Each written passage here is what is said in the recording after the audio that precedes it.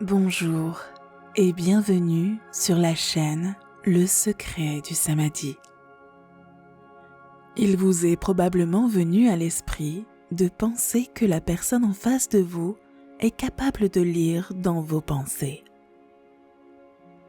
Cela vous intimide probablement, mais aujourd'hui, Bouddha va vous enseigner comment vous pouvez rendre votre esprit silencieux et vous aider à devenir plus conscient de vos pensées. Commençons par là. Gautama Bouddha avait un disciple nommé Shrona, un prince devenu moine, qui décida le premier jour de commencer à mendier. En le voyant, le maître lui dit « Jusqu'à hier, tu étais servi. Tu ne peux donc rien savoir de la mendicité. Je ne sais pas comment tu te sens, alors j'ai décidé de laisser un de mes disciples te suivre. Un Shravika. Jusqu'à ce que tu apprennes à mendier. Tu ne devras manger que dans cette assiette. » En chemin, Shrona pensa à la chance qu'il avait de pouvoir déguster ses plats préférés, alors qu'en ce moment, il était obligé de se nourrir de ce qu'on lui offrait. Arrivé à la maison de la femme, il s'assit pour manger et fut étonné de trouver son plat préféré. Cependant, il pensait qu'il s'agissait d'une pure coïncidence. Pendant le repas, il pensa aux 3 kilomètres de marche qui le séparaient du maître, car il avait l'habitude de dormir à cette heure-là. Il fut à nouveau surpris lorsque le Shravika l'invita à se reposer, mais il était convaincu qu'il s'agissait d'une autre coïncidence. Allongé là, il pensait qu'il n'avait plus de maison ni de lit et que le ciel était maintenant sa hutte. La propriétaire, lisant dans ses pensées, lui dit « Ô moine, pourquoi penses-tu cela? Personne ne possède rien. Il n'y a pas d'ombre plus grande que celle du Bouddha. Il n'y a pas de lit plus grand que la terre et pas de plafond plus grand que le ciel. Ne laisse pas les mauvaises pensées envahir ton esprit. » À ce moment-là, Shrona dit « Comment sais-tu ce que je pense? Es-tu au courant de ce qui se passe dans mon esprit? Si c'est le cas, je ne peux plus rester ici. Il est temps pour moi de retourner auprès du maître. »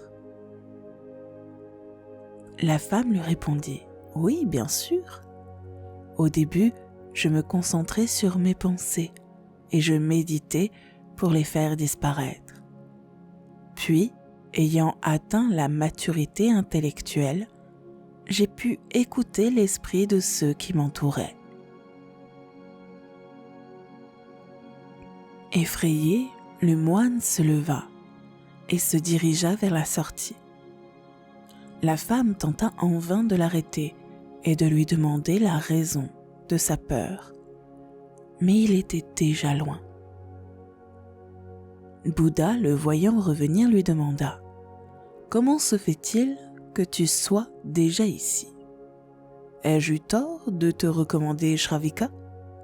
N'étais-tu pas le bienvenu? » Shrona répondit « Non, au contraire. On m'a servi mon plat préféré et après avoir mangé, j'ai pu me reposer, mais j'ai découvert que Shravika peut lire mes pensées, même mes pensées les plus intimes. J'ai des sentiments pour elle et si je repars, elle le découvrira immédiatement. » Après un moment de réflexion, le maître dit « Je suis désolé, mais tu devras retourner chez elle. Je t'ai envoyé pour une raison. Et jusqu'à ce que tu l'atteignes, tu devras y rester. Tu devras y retourner et laisser toutes les pensées traverser ton esprit. Puis, les laisser partir. N'essayez pas de les rejeter. C'est ce dont vous avez besoin pour affronter votre voyage spirituel. Le lendemain, Shrona se rendit à nouveau chez la femme. Il était très tendu et constatait que plus il s'approchait, plus les pensées s'accumulaient. Il a donc commencé à regarder à l'intérieur de lui, dans son âme. Peu à peu, il a senti les pensées s'évanouir, libérant son esprit et le rendant plus calme. Il s'est rendu compte que le silence qu'il entendait ne venait pas de l'extérieur, mais de l'intérieur de lui-même. Il est entré dans la chambre, calme et détendu. Il a mangé et s'est reposé. Il fut surpris par l'absence de pensée.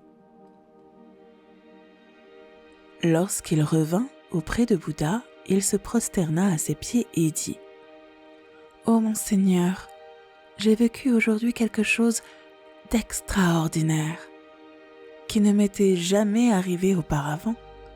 Je me sens comme une nouvelle personne. » Le maître répondit « Je t'ai envoyé là-bas pour cette raison, pour effacer les pensées et être pleinement conscient de toi-même. Plus une personne est consciente, moins les pensées peuvent la gouverner. Maintenant, tu n'as plus besoin de retourner dans cette maison. Ton chemin vers la méditation et l'illumination peut commencer. Vous allez vivre heureux. » Cette histoire nous apprend qu'il est important d'observer notre propre esprit et que ce n'est qu'en prenant conscience de ce que nous pensons que nous pouvons nous libérer du jugement des autres.